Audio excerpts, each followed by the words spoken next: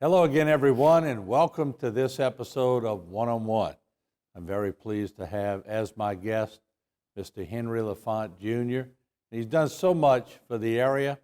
We thought we needed to showcase it and get it in the archives here at HTV. So what we'll do, we'll take a short break. When we come back, Henry Lafont Jr. right here on One-on-One.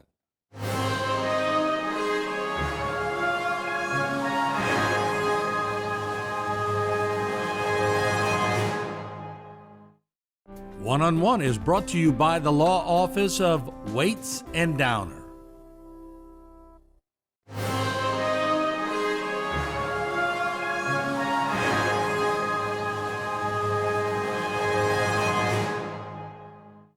And welcome back to One-on-One. I'm Martin False, and as promised, Henry Lafont Jr. is our guest today. And Henry, welcome to the program. How are you? I'm happy to be here. Thank you for having me on, Martin. Yeah, I had you scheduled before, and of course you were running for office. First of all, congratulations. Thank you very much. But we have a standing policy, of course, that during elections we'll bring people on for debates, but not for shows. But now you won, and we're clear to go. So I appreciate it. Thank you very much. You've had such a storied career. A lot of times when we cover things at Nichols or in Lafouche, there's Henry. It's like you have a twin. It's like you're all over the place. And I want to find out who instilled that in you, but before that, just sort of take me back and bring me way back. Where were you born, and what year was it? And as you started recalling things, what was it like? Well, I was born at Old Mercy Hospital in New Orleans, but my family lived in Golden Meadow. Old Dr. Vincent Collada took care of Mom and almost every woman in our family. Yeah. And I grew up in Golden Meadow, and my dad was a shrimper. He worked on a tugboat. He actually ended up as a janitor at State Bank before he retired. And he always instilled in me a work ethic that, nothing is given to you. You have to earn it, and you go out there and do it. And we had a good life growing up. Not the wealthiest of people, but we never wanted for anything. It was a fine life, but he instilled that work ethic in me, and I think that's where a lot of it comes from. So, we always talk about, I love interviewing people where their parents or their grandparents, and I hate to use the word simple, but I don't know how else to explain it. It came from a simple background, but you mentioned work ethic. You could teach we're going to get to your teaching at Nichols down the line, but you could teach students everything in the world. But if you do not teach them work ethic, or if they don't have it already, it's a lost cause. I agree with you 100%. In fact, the work ethic goes through your studies. Mm-hmm. My dad and my mom both did not finish school. They were married at a young age at 16. Wow. A year later, my sister's born. 13 years later, surprise! I'm born in 1950. Here comes Henry. I'm born in 1954. But one thing my father always promised me is that I would go to college. He said if I wanted to, we would go to college and we would find a way to do it. And that's one way that changes the subject a little bit, that I think Nichols State is so important to this region. Because I've said it a million times, Nichols State gave me and thousands of students to get a quality education at an unbelievable cost, an education we probably would not have received had it not been for Nichols State. Mm-hmm. I mean, it's so important, and I think the region needs to understand that. Our alumni needs to understand that. We need to support our school. But before Nichols and before you went to law school, you went to other schools. What was take me through the schooling that you had. Well, I began at Golden Meadow Elementary. Then from there, I went to Golden Meadow Upper Elementary. And then Golden Meadow Junior High, where Mr. Linton Dontan was my principal. And probably one of the teachers that influenced me the most was Mrs. Hazel Rome. She was my English teacher. Mm-hmm. And I was able to go to short course in English that year, 9th grade. But she just was a wonderful person, and she expected the most out of you.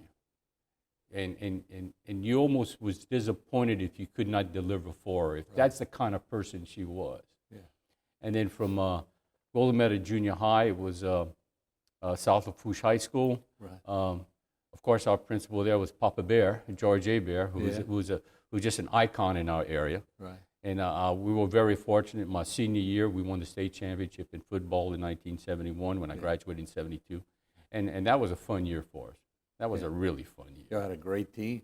Yeah, we did. Then Bob Abe won it a little later. Yeah, in And 77. of course, that was his uncle, right? Yeah. The principal. Yeah, he sure was. Yeah, Sure was. he said he didn't get much slack because his uncle was the principal.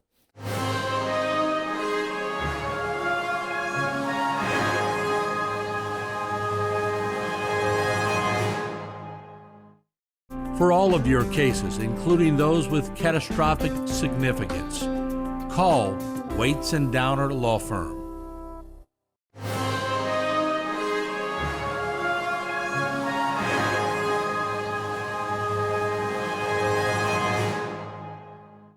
So the only, really before college, the only school that didn't have Golden Meadow in it was South Lafourche. That's correct. That's correct. Everything was Golden Meadow all the way. And of course, we did not know what air conditioning was in schools till we got to South Lafourche. Yeah. You know, in schools, the windows were open. We didn't understand it was 85 degrees out there. Right. That's how we grew up. You know, and you bring up a good point because it wasn't expected. No, it wasn't. You know, at Vanderbilt too, we never had air conditioning when I was there. And then years later, I see them putting in some big central units, and we all laugh and we're going, "What's that?" Well, it provides a better opportunity for students to learn. Tell that to Brother Alfred. Yeah, I agree with you there. Yeah, and that's one of the things. Expectations have changed, you know, and I see it. If I got in trouble in school, I got double the trouble when I got home. You know, it's. Who was the disciplinarian in your family? Well, it was both my mom and my dad. And my dad passed away at 87. Yeah. My mom will be 100 years old come July 1st, Really? if we're fortunate enough. But at times, my dad was working for Texaco, so he was working. At that time, the shift was 6 and 6. So if something was wrong when my dad wasn't around, my mom took care of it. Yeah, no doubt. My mom took care of it. How about sports? Anything? Were you involved in any sports? Yeah, I did. I played football in junior high, but I was a little small when I got to the high school. So I was a baseball player. Never a starter, but I played. Right. And I enjoyed being on the team. But Coach Eddie Blanchard was our coach. But isn't that sort of indicative of who you became later? You were involved in everything. You always wanted to participate in something for the betterment of something. Where'd that come from? Again, my parents. And not only that, my parents, my in-laws, my wife, my family. Kim, and come April 25th, we're going to be married for 43 years. Huh? Yeah. So, she's been by my side the entire way. And many times when I've been noticed for things, I tell people it should be me and Kim. Right. Because I've always said we're a team, and she's the captain of the team. Yeah. But, I was taught from all those people that I've been blessed. We've been blessed. And when you bless, you share, and you give back. And that's what we try and do. That's what I try and do. When you got to Nichols, what year was that? You graduated in 76, right? 76, yes. So, and you spent, 4 or 5 years at Nichols? 4 years. I didn't realize it was a 5 or 6 year plan. It was 4 years. Now some of them on the 10-year plan. You're right. But when did you decide you were going to become an attorney? At what point? Was it at college or before college? Actually, it was. I had registered to come to Nichols in education because I've always wanted to teach. And then probably after I registered, I realized that I wanted to give law a try, And again, my father influenced me on that, Right. Although my dad never finished school, he was an avid reader, and he instilled that in me. Mm-hmm. And I thought the more I read, I thought I might want to give that a try. And so I was a history major at Nichols, and then I was fortunate enough to get accepted to LSU Law School. Yeah. Now tell me about LSU. Was that a big leap for a guy like you who came from a humble background? It was. It was going from, it was and it wasn't in the sense that Nichols was a small school and LSU is a huge school, but the law school is a small school. So right. We had our own building, and so we weren't thrust into 20,000, 25,000 kids. Right. We had 400 kids accepted in our freshman class, and we had 176 on stage when we graduated. How important was it, or how important did it make you feel that you were accepted? Cajun guy growing up around here. You had to be pretty smart, and you probably applied yourself pretty well in the books. Yeah, I did. I studied hard. Things didn't always come the easiest to me, so I had to work at it. Yeah. So I did study hard. My cousin Vic always talks to me about, he can remember when we were freshmen and sophomores at Nichols, that they would go out a little bit, come back, and he could see my light on in the dorm knowing that I was studying for the exam that I had coming up. Yeah. And he said, we should have learned from you, Hank. That's what he would tell me all the time. You said my cousin Vic, as long as you didn't say my cousin Vinny. Yeah, that's right. Yeah, right. And you got a lot of Danny's your cousin too, huh? Yeah, Daniel Lafont, right. Yeah. So how many cousins do you have in that family? A bunch. Yeah. I know, I think when we had a party for my mother last year when she was 99, I think with all the cousins, and we had like over 80 people at the house. Really? So Yeah. we're looking forward to that come July 1st this year. You're a tight-knit group, huh? Yes, we are. Very close. Is that pretty indicative of the Bayou? I think so. Yeah. I think, even though there's 13 years difference between my sister and I mean, we're as close as can be. My nieces and nephews with Deanna and Sydney. I mean, just a close-knit family. We look forward to getting together, where some families may not.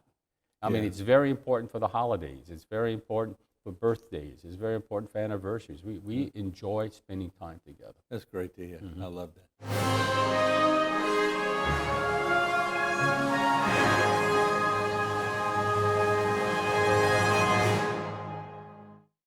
For all of your cases, including those with catastrophic significance, call Waits and Downer Law Firm.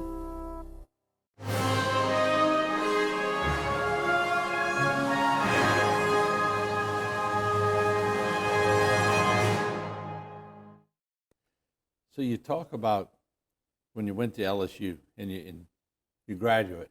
Yep. And you get a law degree. You're a lawyer. Yes. What was your first job? I worked, my first job was with Mr. Ed Diaz in Golden Meadow. Okay. I worked with Mr. Diaz for a year. Mr. Diaz and Colton share me. Colton recently passed away. He and I will always remain close friends. And then a year after that, I had an opportunity to go work with Mr. John Ernie, J.J. Ernie, who later became judge. Yeah. So he and I worked together for about 8 years. And then he became a judge, and then after that, I was a solo practitioner. What was it like to work with him? Because I've watched him in the courtroom before, and he had a different demeanor when he was up there, just, almost like a cowboy. Yeah. In fact, he enjoyed wearing cowboy boots, I'm going to tell you that much. He didn't want to put up with nonsense. Yeah. But some of the best discussions we had was after the doors closed at 5 o'clock in our office. And he and I and Mrs. Ernie, because Mrs. Ernie was his secretary, would sit down and we would talk about the day, talk about what happened, talk about what's coming up.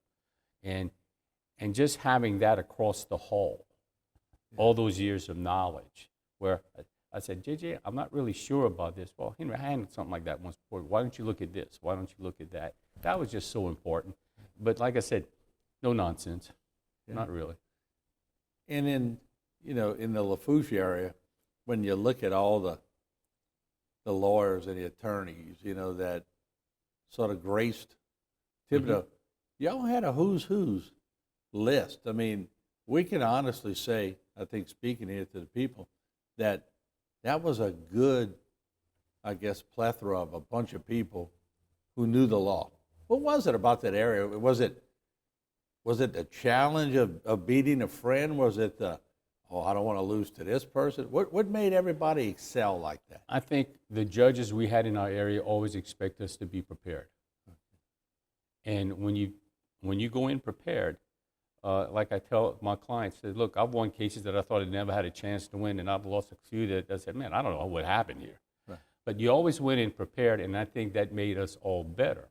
But one thing, too, about the attorneys that I've worked with, not only in Lafourche, but in Terrebonne, if they told you something, you could take it to the bank. I mean, you didn't always have to have a written letter saying, this is to confirm our agreement that. If Mr. Peltier told you something, or Mr. Mauvon told you something, or even the younger attorneys, they told you something, that you could take it to the bank. Chris Riviere and I talk often about, how those guys mentored all of us, JJ, LG LaPlante, right. Horrell Herring, Mr. Ed Diaz, like I said. I mean, they all were guys that were mentors to us, and we hope that we are kind of doing the same thing for the younger attorneys now. Yeah. I'll preface this next question by telling you that throughout the years I've had a chance to go sit in courtrooms and watch judges on big cases involving murders and different things. And one time a cell phone went off in Judge Gadry's courtroom, Jimmy Gadry. And I had been in his courtroom several times before. And about 10 minutes prior to that, he said, if anybody has your cell phone, I would strongly urge you to put it on silent right now. Well, somebody's cell phone went off. I mean, you could see what was in him. And my point is, every attorney I talked to who had a case in front of him, you mentioned it earlier, better be on their A game. Sure. And who was the toughest judge that you ever had to go in front of? Now you put me on the Or were spot. they all tough? I think. Well, fair would be a bit, but stern. I think I go back to Judge Noblock. Yeah. One of the first judges I ever went before. The first judge I ever went before was Walden Falgo. And these guys, I think they set the tone for us. Yeah. Later on, you had Judge Bobera. Was a fine judge. Judge Sidney Ordorn, who left us early because of cancer. Yeah. These are all guys. Judge Simpson, right now on the bench. Judge LaRose, Judge LeBlanc just retired. I mean, all these guys are really good. Judge Ordorn also taught at Nichols. Yes, he did. I had his class. Yes, he did. Yeah, he was a good teacher. Yes. So you mentioned earlier in the show that you always liked to teach. But didn't eventually you get the best of both worlds, because not only you're practicing law, but you're back at a place you love, and you're teaching law. Yes, I am. I'm teaching some criminal justice classes, some legal assistance classes, one government class called Law in the Courts. Yeah. And it was a joy. I did it for 15 years, and I was still practicing at the time, which didn't make it the easiest thing. Yeah. But the judges worked with me on that too. So if I had a class, they would set something in the afternoon for me and stuff, because they knew how much I enjoyed it. Yeah. And what I would tell people is when you're explaining something to a class, and all of a sudden you see that light bulb go off. Yeah. Man, I got it. Yeah. And then that was one of the most gratifying things. But you got to add adjunct professor to your resume, right? Yeah. Yeah.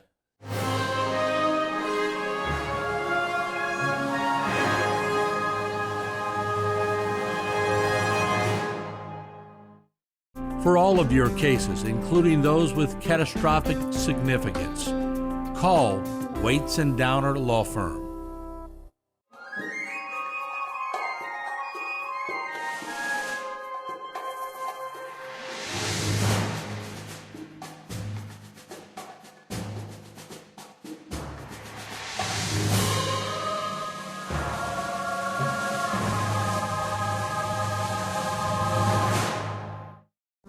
This one-on-one program has been brought to you by the law offices of Waits and Downer. So much to see on HTV. Stick with us 'cause we're your